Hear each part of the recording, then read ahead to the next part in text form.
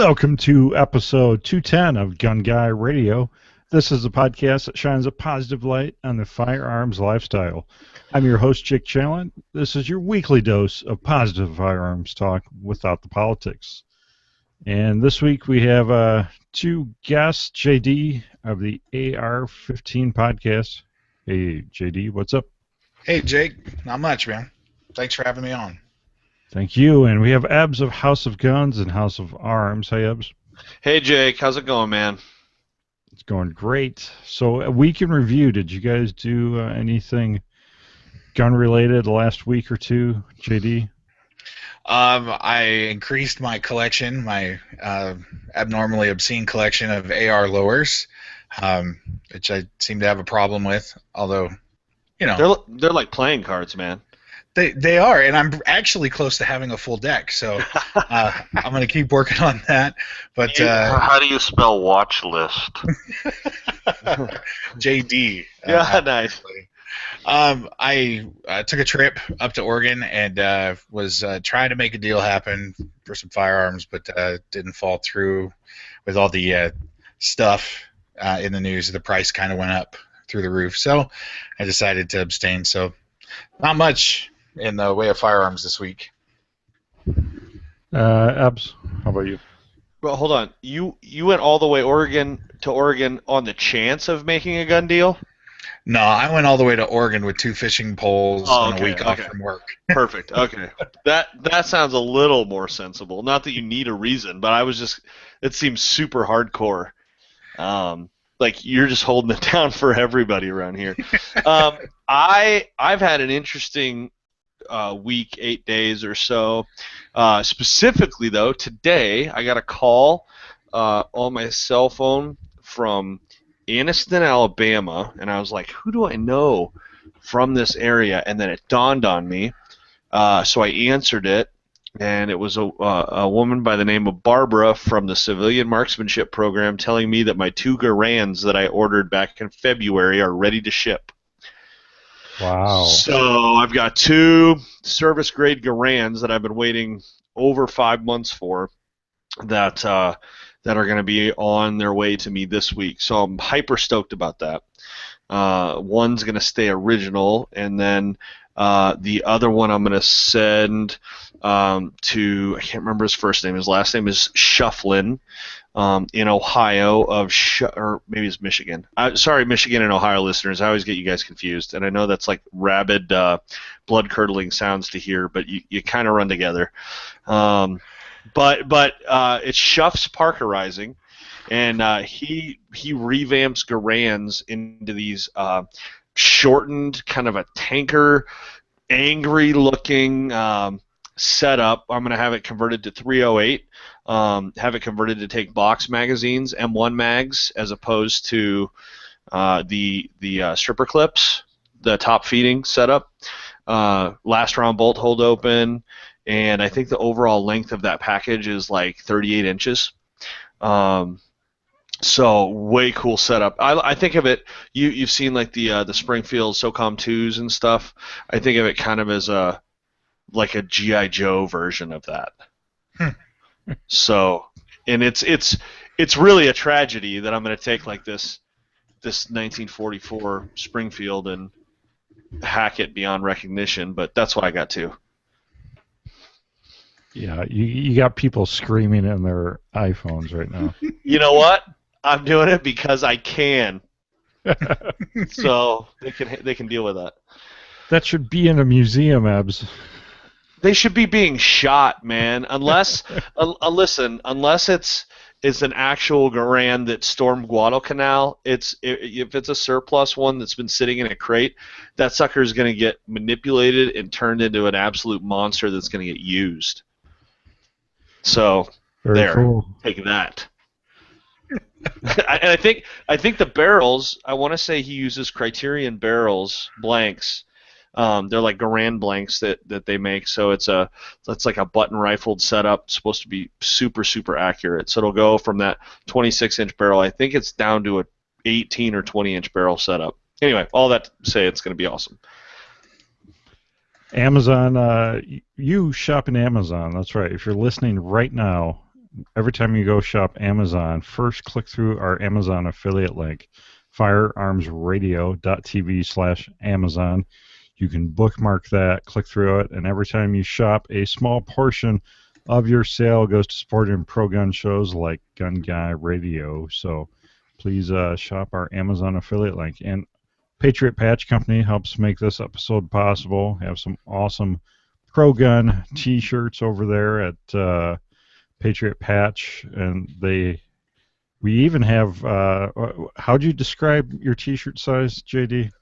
Aircraft carrier. Yes, we have aircraft carrier sizes, tanker truck sizes, all of the above, up to 5XL. So check it out, patriotpatch.co. Main topic this week: teaching kids to shoot. Abs, this is kind of applicable to your current life situation. Dude, I'm telling you. Do you want to share real quick what's going on in your world? Yeah, was this episode going to be released forthwith very soon? So it'll be releasing this Sunday. Okay, well, here's what happened. So 8 days ago, we had the attack by Omar Mateen on the Orlando Pulse nightclub, and then the next day, Monday, so what was that? The 13th, we had the New York Daily News journalist. Well, hold on. Put that in quotes, journalist Gersh Kuntzman went to a firing range he wanted to see what the hype was all about. Why AR-15s? And so he went to the range. He got set up with one of the instructors, and it was just a completely eye-opening and traumatic experience for Kuntzman. He was horrified at the loud blast. It sounded like a cannon. I'm quoting now. I'm not even paraphrasing. He said he shot pistols before, but never something like an AR-15. Now granted, if you're a gun guy and you've been around guns at all, he's describing an AR-15 M4 style light carbine as any of us would consider shoulder firing a Barrett M82A1. Like, his description for launching a 55 grain projectile, 5.56, 223 projectile downrange is what any of us would describe shooting like a 577 T-Rex at an elephant or something, okay? So he talks about squeezing lightly on the trigger, and the resulting explosion of firepower is humbling and deafening, even with ear protection. He claims that the recoil from this rifle bruised his shoulder, okay? So he has some sort of hemoglobin disorder with his blood. And he said it can happen if you don't know what you're doing, and the brass and shell casings disoriented them as they flew past his face, and the smell of sulfur and destruction made him sick. I mean, like the backspeak and narrative that he's adding to this, he's trying to portray the gun in a murderous fashion. I know what he's trying to do. He's trying to make the gun look awful, really killy, super murderous, and instead he's making himself look like a man-sized toddler, okay? He says the explosions are like a bomb and gave him a temporary form of PTSD, which, by the way, is the most offensive thing about that he said, especially for people who actually have real PTSD and have seen some serious crap and have a hard time proceeding through their life the way that they would have before as a result of that. He said he was anxious and irritable, blah, blah, blah, blah, blah. Well, what happened was I have a video that I posted to the House of Guns YouTube channel 2 years and 2 months ago, actually almost 2 years and 3 months ago, of my daughter, 7, almost 8 years old at the time, shooting an AR-15 for the very first time. It wasn't even something we planned to do. I had a Black Rain trigger. It was new, announced at SHOT Show that year. It was their version of a drop-in trigger. I put it in a Palmetto, Palmetto State build that I had with a upper that was just a mid-length test upper, which are known to be a little more soft shooting in terms of rise and recoil, felt recoil. And it had a Griffin Armament muzzle adapter for a suppressor on it, but we weren't shooting it suppressed. In fact, this specific muzzle device is particularly loud. I gave her 5 shots. I walked her through step by step. I told her what to expect. I told her where the fire controls were, about keeping her finger off the safety between shots. She had never shot a semi-automatic gun in her life. She shot bolt-action Cricket 22 guns, single-shot bolt-action guns that have multiple steps that you have to take to fire each shot. She has her favorite gun is a Thompson Center Hot Shot 22. They actually don't make them anymore. It's just a kind of a mock Encore or G2 Contender style rifle that's like barely the legal length for non-SBR. It's like 27 inches or something. But it's easy. Break it open, put a round in, close it, cock it, fire and shoot. She's accurate, she's proficient, she's safe, she understands safe handling of firearms, and she's not afraid of them. Well, people, because the internet's so marvelous, decided to take that video and start memeing it along with photos of Gersh Kuntzman and his quotes, and then they started making video memes, and then the video just exploded and started getting shared all over the place, and Steven Crowder, you know, the YouTube sensation and Fox News pundit, picked it up and shared it on his blog, and then it made it on Daily Mail, you know, the liberal smear online rag newspaper. Last night, it made it on the Blaze website last night. And I did a couple of radio shows, local radio shows, one in San Diego and one in upstate New York this morning and then this afternoon, talking about why it's important to teach our kids to use guns or safe handling of firearms, especially if you are a gun owner, especially if your kid's going to be around guns, because they're going to see what mom and dad are doing, they're going to see what they're interested in, and it's going to make them curious. So it's better to educate them about safe handling, and that doesn't necessarily have to mean shooting, but if they do shoot, if they do feel the power of the tool, they understand the gravity of what they can accomplish, what they could do, and it teaches them how to respect life even more. That was really long. I'm sorry. No, good stuff. I think you just wrapped up our episode. Yep. JD, thanks for joining us. And I want Ebbs to commentate all my news every day. Yeah, I'll add like things in parentheses and like so you know background information and ridiculous things regarding everything that happens. Joining us this week, Fox News correspondent Ebbs. Yeah, because that guy, he's just like Cher. He doesn't actually have a last name. So the first part of this, I think we're going to cover fundamentals and how we instill those into the kids. Or do you think we should start somewhere else? Does that sound good?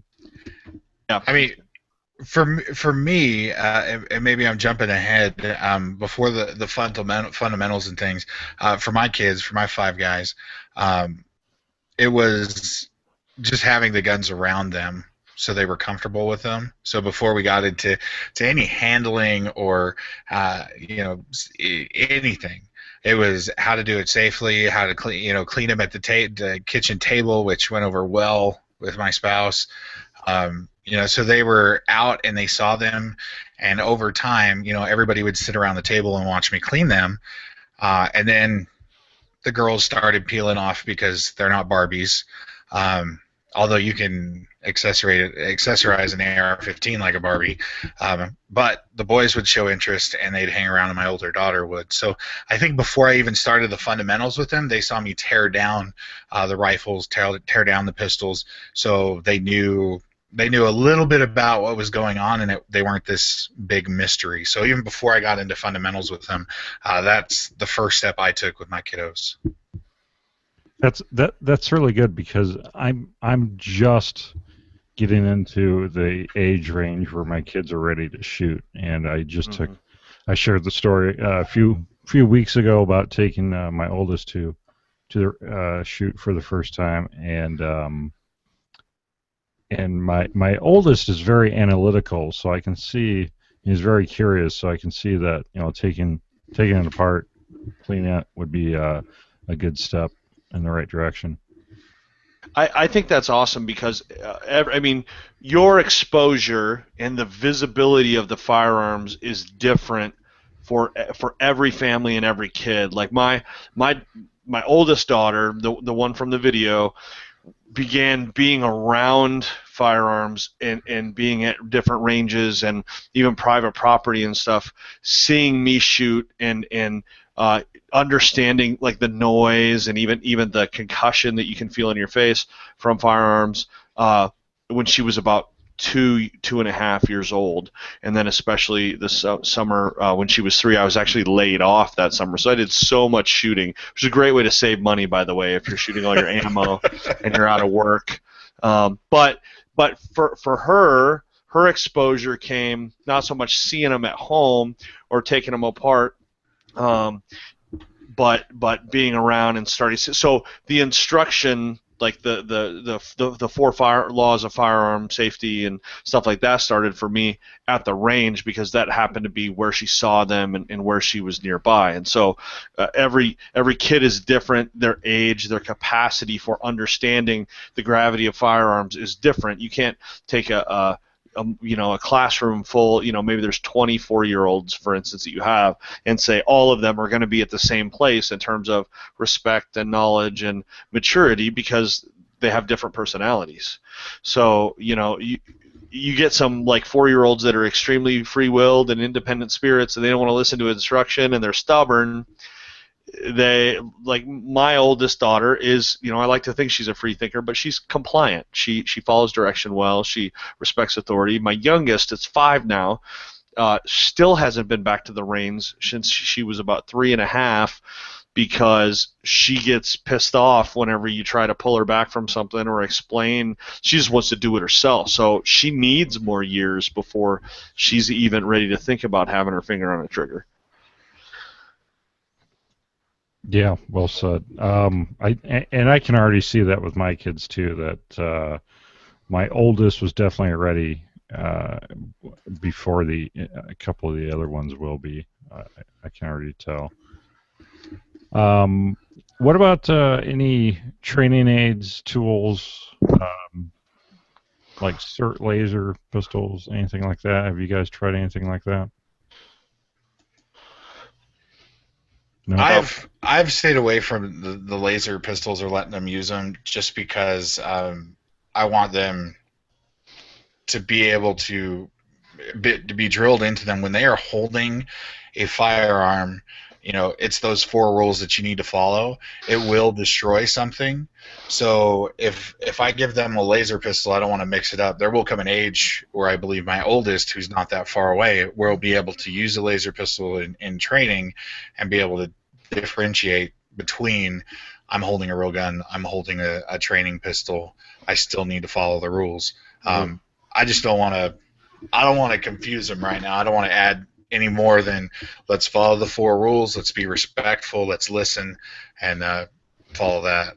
I agree with that 100%, and I think that's fantastic because differentiating potentially for kids, let's say 10 and under especially, just to be really generic, is hard enough when you're talking about them playing. Jake, you were talking about the kids, in your neighborhood and your kids having Nerf battles and stuff.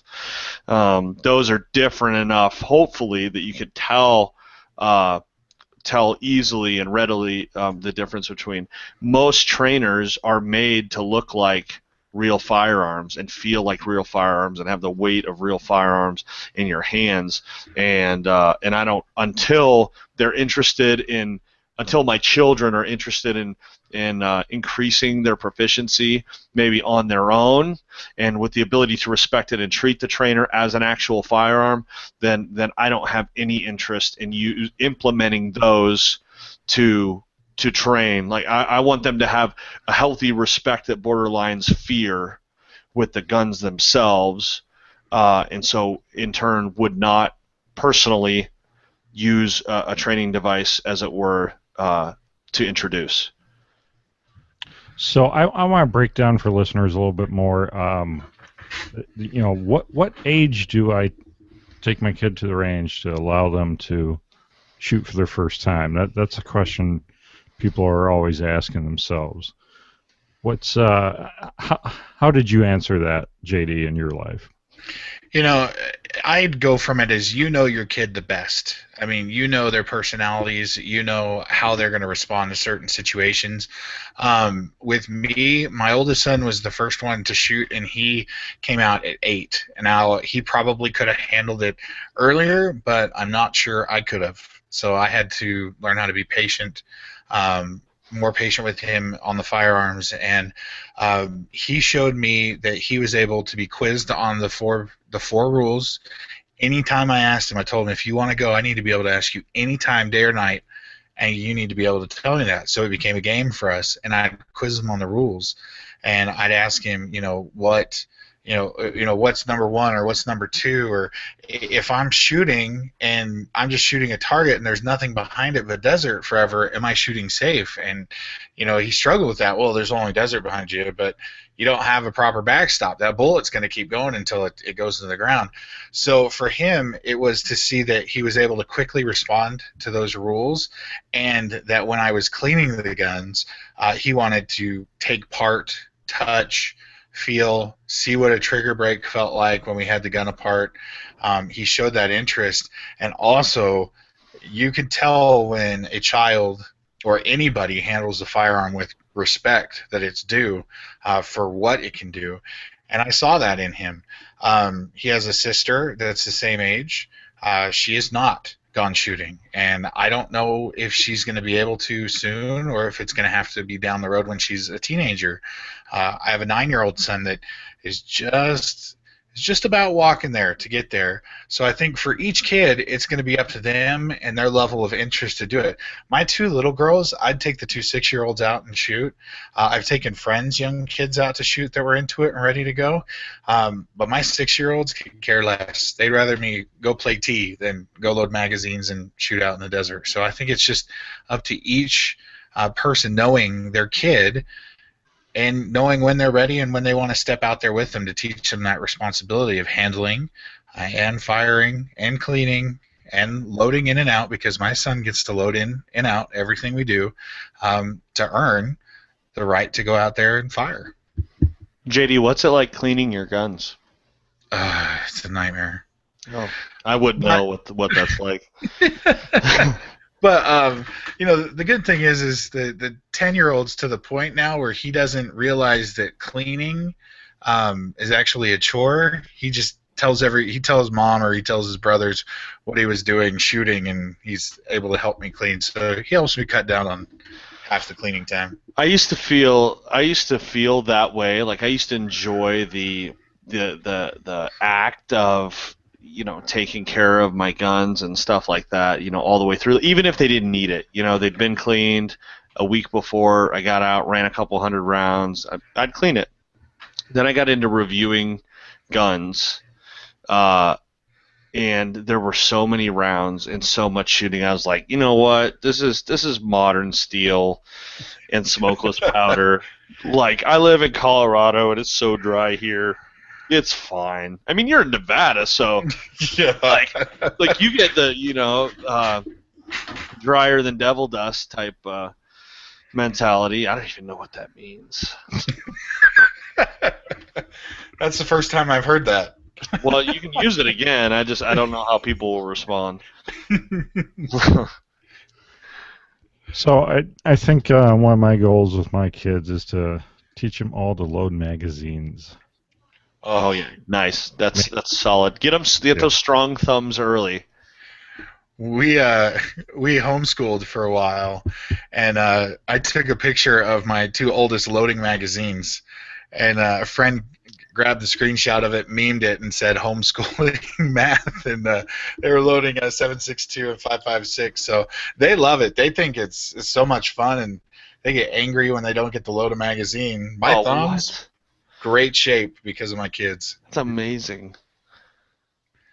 Train them up early. Yeah. So how about we dive into some popular gun choices for teaching your kids? How about we start with us? What did we learn on? What did you learn on as a kid? I learned on in terms of early marksmanship, my dad made me use a 20 caliber air rifle, a pump air rifle. It was a Benjamin Sheridan Silver Streak would be the model now, and it took like 8 pumps. I was barely strong enough to pump it at 9 years old, and I had to get good with that before he would let me handle firearms. But after that, the gun that I shot the most until I was probably 12 was a Remington Model 34 22 rimfire, and it would handle long, short, and long rifle rounds with a 13-round, for long rifle, 13-round tubular magazine. And it was my great-grandfather's, so it was my dad's grandfather's rifle, original 1934 model, and 50 yards open sights, lay everything inside of a quarter. It was so accurate, so much fun.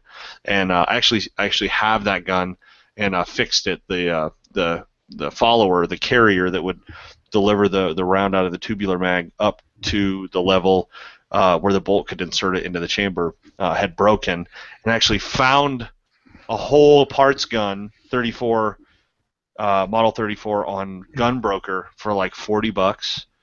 Was able to buy that and then use the part out of that to replace the original. So it still runs perfect, super accurate, and I think we've cleaned it once, and that was the time that I fixed it a few years ago. All right, JD, how about you? My first experience was hunting in Oregon, and it wasn't a good one. I was handed a rifle. We were taking out hunting, and I scoped myself with a 30-06. So I didn't touch. Wow. That sucks. That really I didn't sucks. touch firearms until about 7 years ago. There was a home invasion next door. They kicked in the door next door. It was empty. And then they went to the next door because the light was out. At that time, I was like, I've got to get something to protect the family. So the first was a H&K USP M40. I've shot that the most. And then my Daniel Defense M4 were the two that I started on. But talk about hitting the ground running, man. That's so hardcore.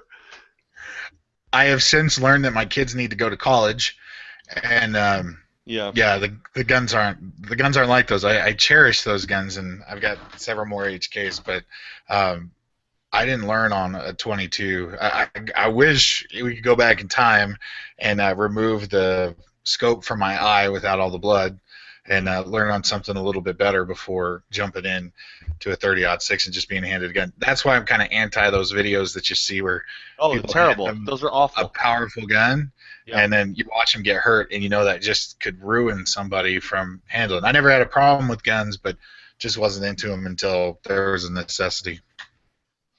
And now I've got a disease. Yeah. What about you, Jake? I started with like a Red Ryder BB gun, was like the first quote-unquote gun, and then the first technically real firearm was a bolt-action Winchester. I think it was a Winchester 69, similar to what you were saying, Ebbs. It would take long rifle, short, and shot that just a ton as a kid, and a lot of fun. Had a detachable 5-round magazine in it too. So that's cool. Yeah, so that was pretty neat. And then we had like bird shot for shooting birds. The little 22 bird shot, and so lots of fun with that gun as a kid. Fancy. We never bothered with those. I had no qualms with sending a 22 round through the air, possibly miles away. When you grow up in the woods in Missouri, you're like, it'll hit a tree.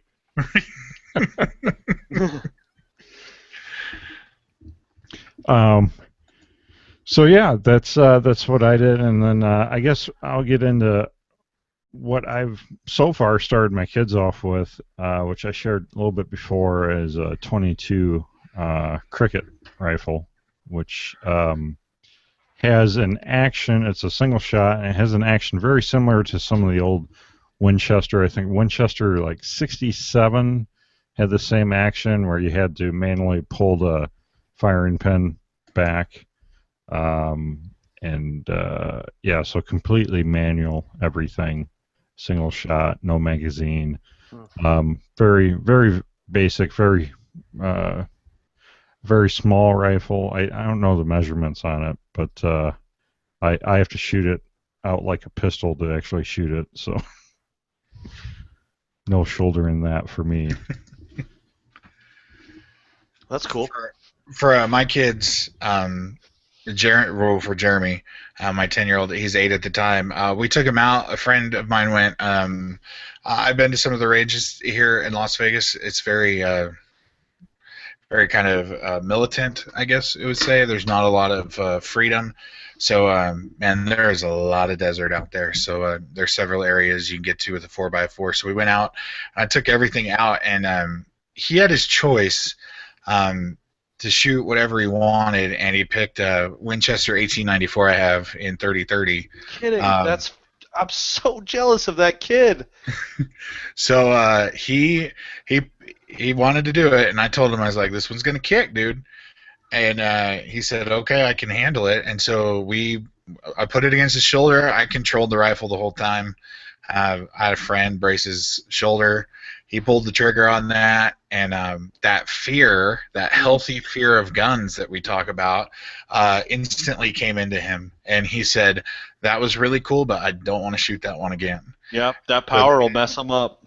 And so then we go to the Smith & Wesson 1022. I bought it for him, but I'm thinking about reneging on that and just keeping it myself. He loves that thing, and he'll plink with it all the time.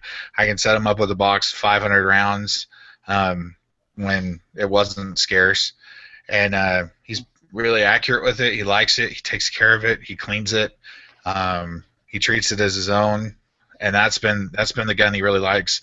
The next one is he's just gotten into handguns, and he's not a big fan of the H&Ks because they're a little bit heavier, but he does like shooting my Glock 17. And he handles it very well. He's pretty accurate with it. So he's impressed me a lot as a young shooter in the way he respects it.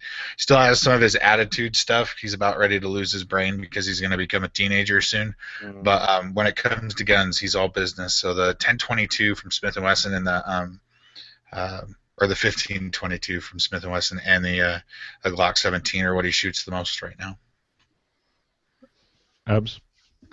So the first gun my oldest daughter, my 10-year-old, ever had her hands on that she shot was a .38 Special snub nose revolver when she was about 2.5.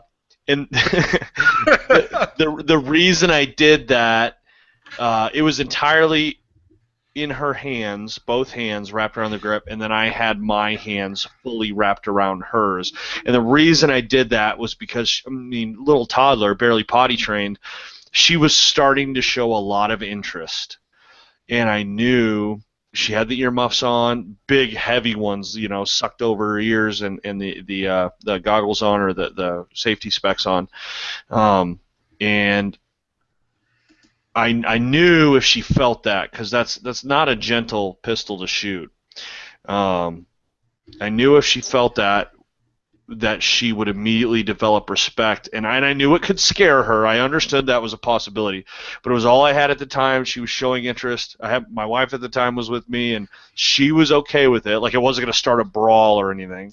So I sat down on the ground. I crossed my legs, kind of sat Indian style, and she sat in my lap, put it in her hands, and I cocked the hammer, and I said, okay, and I held that sucker firm. I said, when you're ready, squeeze the trigger, and took 2 fingers on both hands to be able to squeeze the trigger entirely. But she did it, and she kind of, and I held the gun as she turned around, and her eyes were so big, and she looked up at me like, that was big. That was all she could say, was that was big. And I said, do you want to do it one more time? And she said yes. So I knew it didn't ruin her at that point. But she didn't learn on that gun. She didn't shoot anything else for about another 1.5 years. And then for her 4th birthday, it's going to make me sound crazy, my dad said, I think she's showing so much interest. I think we can get her something simple and get her on something to start getting comfortable, and so he bought her at Dick's was having a sale. Bought her one of those pink stocked Davy Cricket 22 rifles from Keystone Sporting Arms, and it's a bolt action, but it's a single shot in that there's the bolt, but then you also have to cock the firing pin, like Jake, you were talking about that on that Winchester. So there's a deliberate action to making it live. And so she, on her birthday, her 4th birthday, that June, shot 22 for the first time. And then she spent the next couple years doing that. We got into the TC business. I mentioned earlier we got those hot shot single shot guns.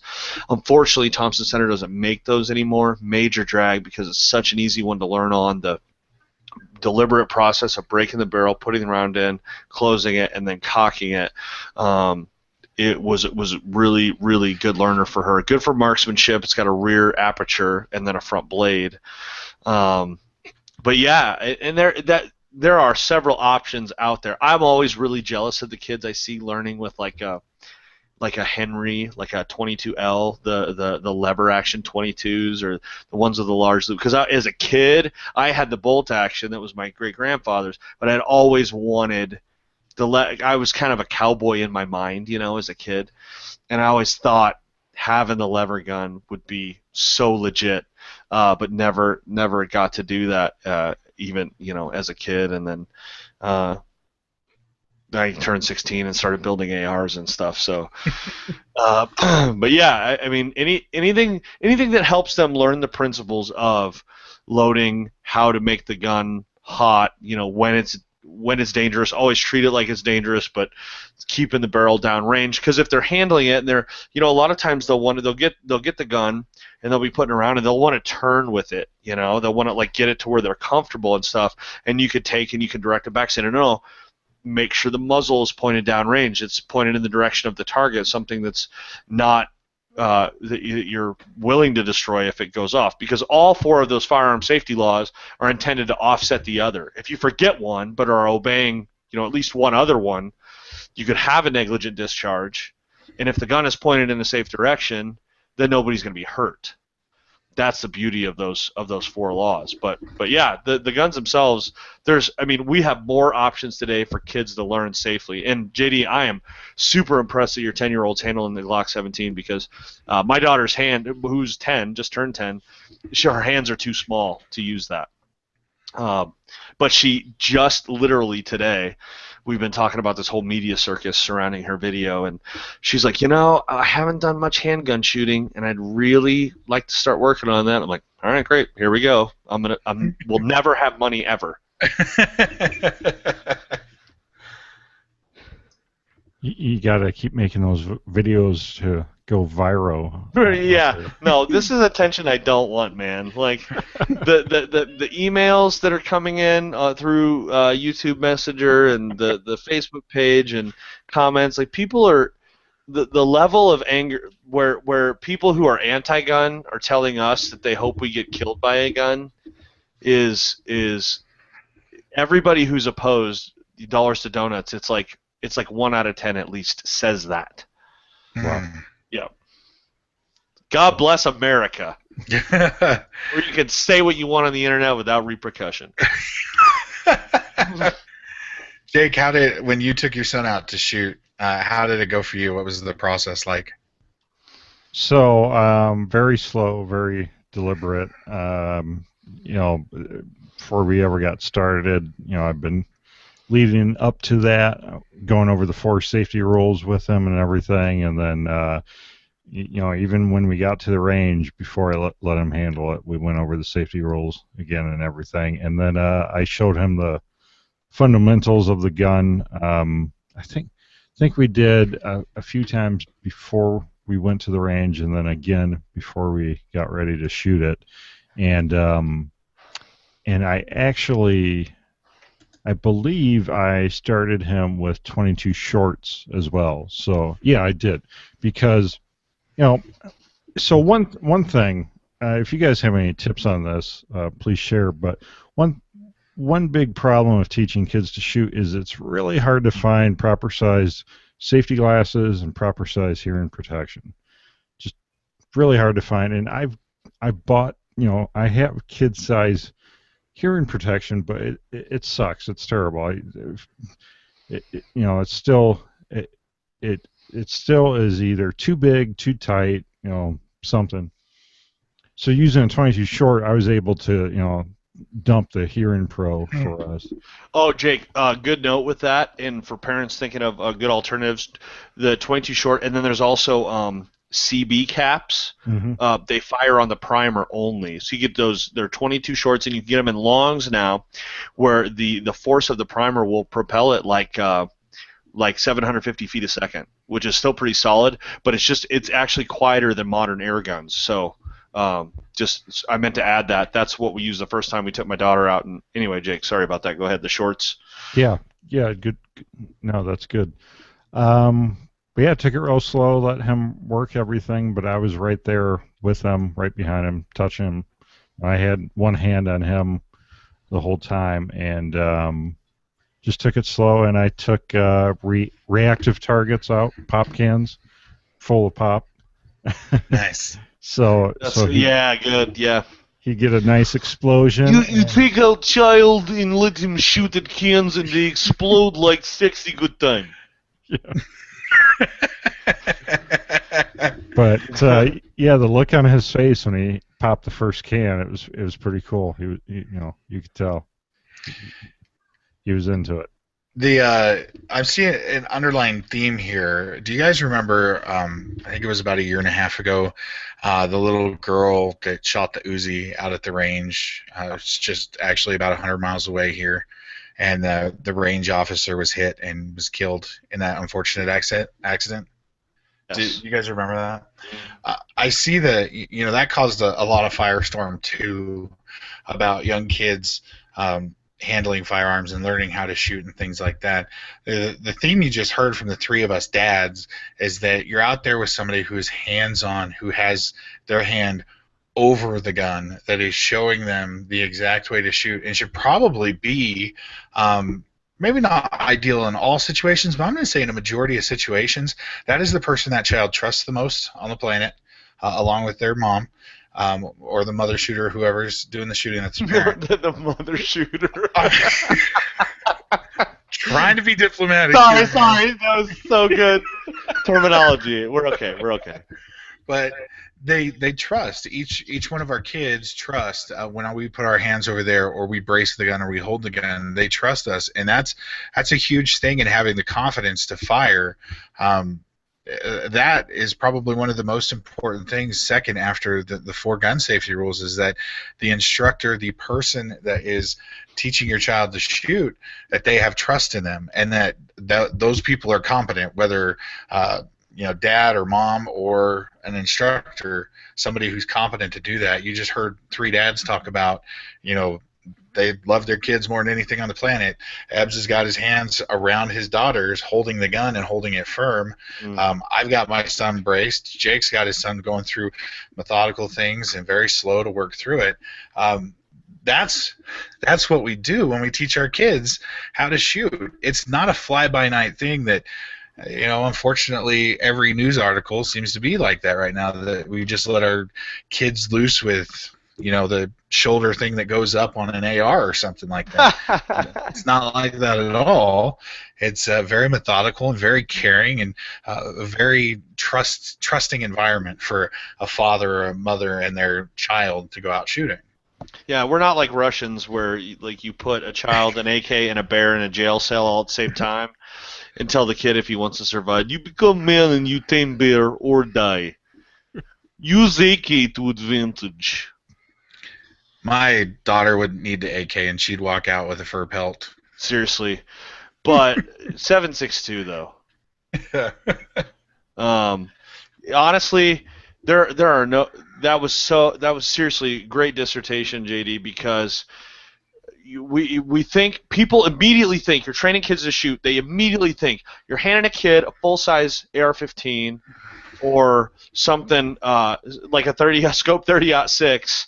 And just telling them to fend for themselves. Okay, learn. Really, the impression is that, oh my gosh, you you turned a child loose with? No. There was no turning loose with. There was gentle instruction, there's praise, there's encouragement, and there's building up. Now, are any of us saying that those things don't happen, that there is such a thing as an irresponsible gun owner, or or parents who don't take the time to teach their kids properly? No, there absolutely are, and that's why Darwin's law is still true today.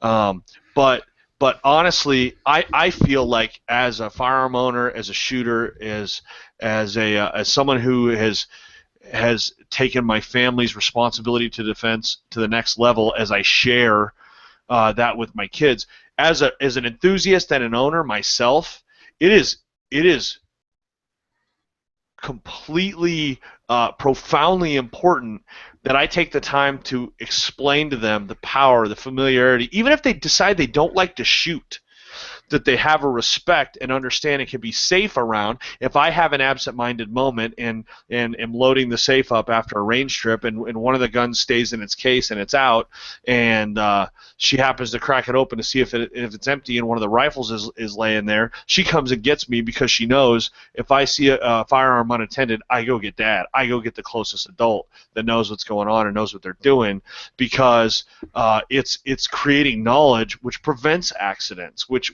prevents the curiosity that causes kids to get into deep water, into the thick stuff that creates accidents, that puts us on the news and makes us all look stupid. Yeah, I like what you said there. All the time when if I'm taking that gun out of a safe, if I'm putting my carry gun on in the morning and there's a kid near me, we go over, what do you do if this is left open? What do you do if you find a gun somewhere? It's always, don't touch, go find Mom and Dad right away. And then we also go into, what if you're at a friend's house? What if you see a gun there?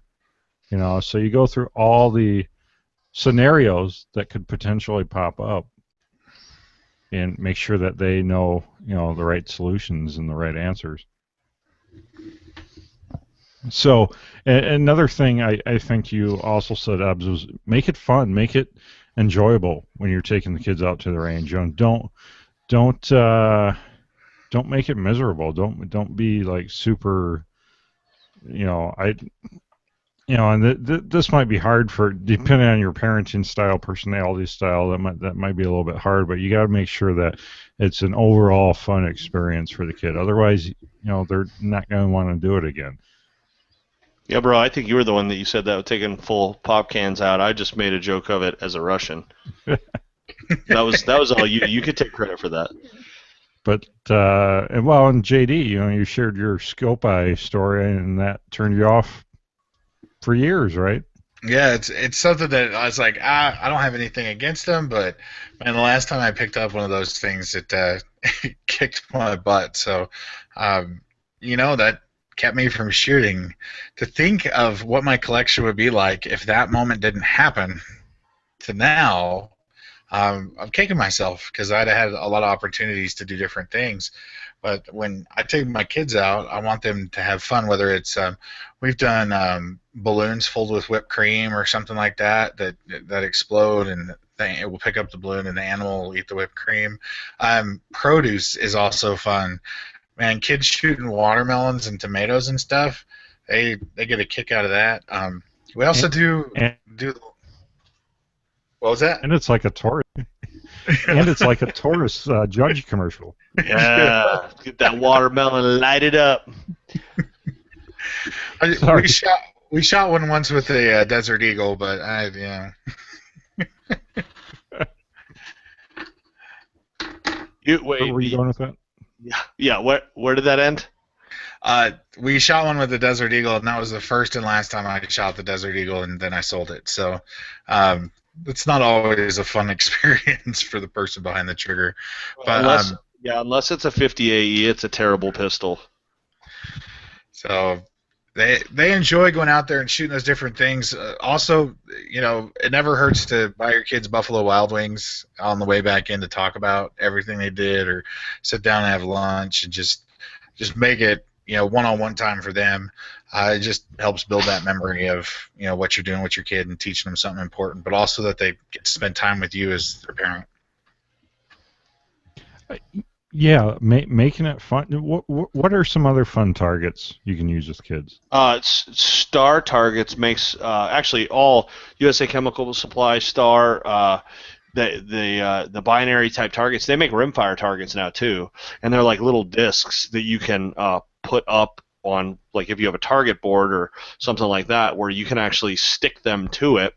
And even the lower velocity rimfire rounds will set them off, and those are stupid fun. But cans of shaving cream are cool. And even the like the little tumbling steel targets or the self-healing, like self-healing polymer or rubber or plastic, whatever they are, that tumble. So there's some response, but they have to stick with it and follow it in order to shoot something that's maybe moving and wait for it to stop, or just to develop their skills, because that's kind of multifaceted with the purpose. It's cool. Absolutely.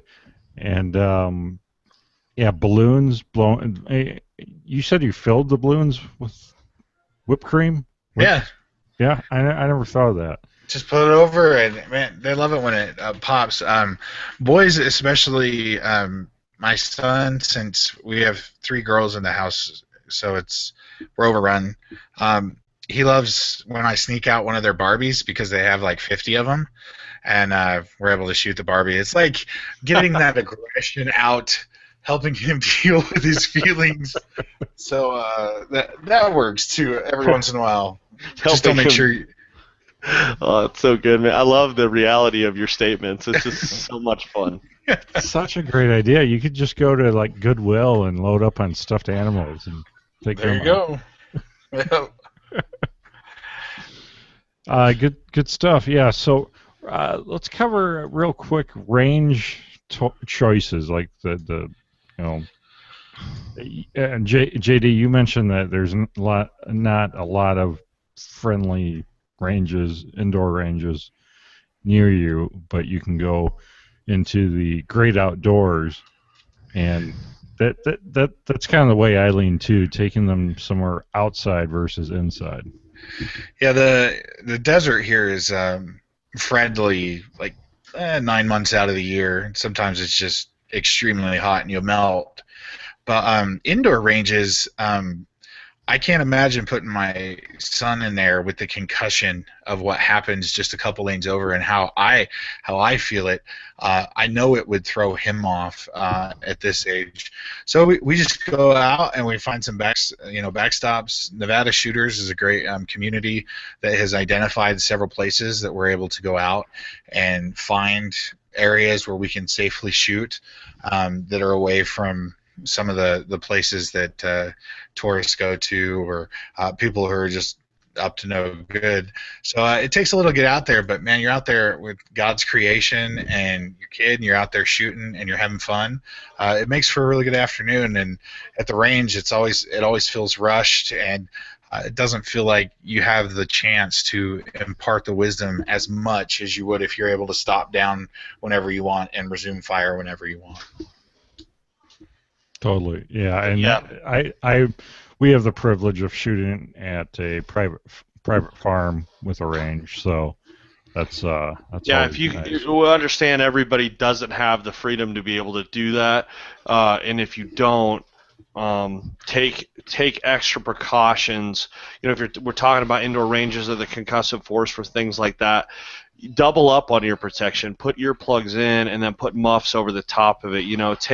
Take precautions to make it as enjoyable experience as possible, so your child doesn't get legit PTSD. Because I've been in some indoor ranges like you're talking about, JD, that are just one after another, and some guys are shooting big stuff and it's parallel with your face, and you're going, I might need reconstructive sinus surgery after this. It's some freaky stuff. So that's the thing. However, if you have to do that, take extra precaution. Most of the shooting I've done with my oldest in the past 7 years has been on range, not private area. I'm fortunate that it's very large and it's spread out, and we have the ability to set up at an individual shorter range. Some of them 100 yards to 50, 200. Here's the 5-year-old actually coming in to say hi. You need to go to bed. I want to cuddle with you. Oh, of course. So we still kind of have some flexibility. We go through a safety course as members that kind of certifies you as a range officer. So whoever is there shooting at your lane or at your individual range, you're responsible for safety, and that's good. Being around other shooters, allowing your child to see you taking responsibility and understanding what hot range means, cold range, ceasefire, all the different things that you have to do in order to keep things safe when there's more than one firearm around. That stuff sticks with them, and as we've been saying, the weight and gravity of what the tool is possible of just resounds with them with that repetition over and over, and it's different to them too when they see it in someone else's hands. If there's a gun in someone else's hand that isn't yours, Dad is familiar. They're used to that. They're used to seeing Dad with a firearm. But the idea of seeing someone else with one and having to see what it's like to see someone else be responsible is very educational for them too. Absolutely. So I think that about wraps up our main topic here. Final thoughts, JD? Just take it at your own pace. You're going to know. You're the best person to know when your kid's going to be ready to go out and learn how to shoot. Don't media articles or news reports, all that stuff. They don't know your kids. They're just saying stuff to get ratings and to produce a news story. You know your kid best. You know when they'll be ready. You know how slow or what technique to take with them, and don't be afraid to go slow. Go slow, methodical, work through it, and I think both you and your child will enjoy going out there and teaching and learning how to shoot. Anything to add, Ebbs? Yeah, just if you are a firearms owner, if you're a shooter and you have children and you're not working to educate them and expose them to it, you're doing yourself a disservice in passing on your legacy. You're doing your kids a disservice in potential sticky situations they might find themselves in, which you couldn't account for or might not be around for. And two, we got to pass it on. We have to share. We have to share the knowledge. We have to share the heritage and the value of it with the next generation. Otherwise, what good does it do to have kids that grow up and forget having a passion for it, don't even have an understanding for it, and then you have no one to leave your guns to except an estate sale, or B, worst of all, your kids find them, don't know anything about them or care, and then give them away and don't do anything to further their own knowledge, protection, hobby, whatever. They have to be educated. And so if you're into that, start teaching your kids. I'll say it's never too early depending on the kid, and it's never too late. High school, junior high, college, whatever. Educate them. Absolutely. Next week is Independence Day special, 4th of July coming up here. Tune in next week. Revamped Patreon perks. Check out the new Patreon perks for Gun Guy Radio over at patreon.com/gun. And all this is an easy way for you to crowdfund every episode of Gun Guy Radio. You can pledge as little as $1 per episode. We'll send you some awesome stickers. $5 an episode can either get you an FRN shirt or a Gun Guy Radio patch, your choice. $8 an episode, you can hang out with us, or you can choose a supply drop box of swag. And then we have the Patch of the Month Club, T-shirt of the Month Club, and then also a larger supply drop box. Patreon.com/gun. Please pledge your support for free pro-gun radio. Patriot Patch Company helps make this episode possible. Check out the pro-gun T-shirts over at Patriot Patch Company, patriotpatch.co. And Ryan Cross, Hunter of Design, hunterofdesign.com. If you're looking for awesome graphic design, website work, If you need business cards, a new logo, whatever it is, hunterofdesign.com. Well, this is part of the show where we find out what is going on in these guys' world. JD, what's up with you and the AR-15 podcast, and where can people connect with you online? We're at facebook.com/AR15 podcast. What's going on over there? We finally got the winner literally 5 minutes before we went to another name to win the New Frontier Armory 9mm carbine. I mean, literally 5 minutes. The guy was panicking. But we gave that away. We're also teaming up with Aero Precision for the next couple of months, giving away one of their M5 308 builds. So a lot of things going on over there. Reed's as salty as all get out still, so he's entertaining to watch and listen to over there. So come on over and check us out at the AR-15 podcast. Very cool. Abs, where can people connect online, and what's up? Well, I'm House of Guns everywhere, H-A-U-S of Guns, everywhere except for Snapchat, but YouTube, Instagram, Facebook, Snapchat, I'm on there as Everyday Ebbs, EVERYDAY-EBBS. And you can find me probably on a major news network near you, explaining to the world why it's okay to teach your child how to shoot an AR-15 at 7 years of age. And that there's a safe and smart way to do it, and they need to learn. And at the age where their mind is the most ready for new information is a good time to do it. So I'm just I'm adding some potential predictions there. I don't know that that'll actually happen, but hopefully soon enough the internet will leave me alone and I can go back to my fun stuff. Very cool. Remember to subscribe to Gun Guy Radio with iTunes or your favorite podcatcher app. Please consider joining the NRA and the Second Amendment Foundation. And don't forget to check out all the other awesome shows here on the Firearms Radio Network.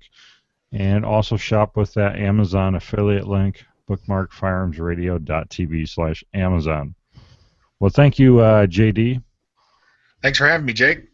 Thank you, Ebbs. Thank you, Jake Challand. That's a wrap. We'll see you next week.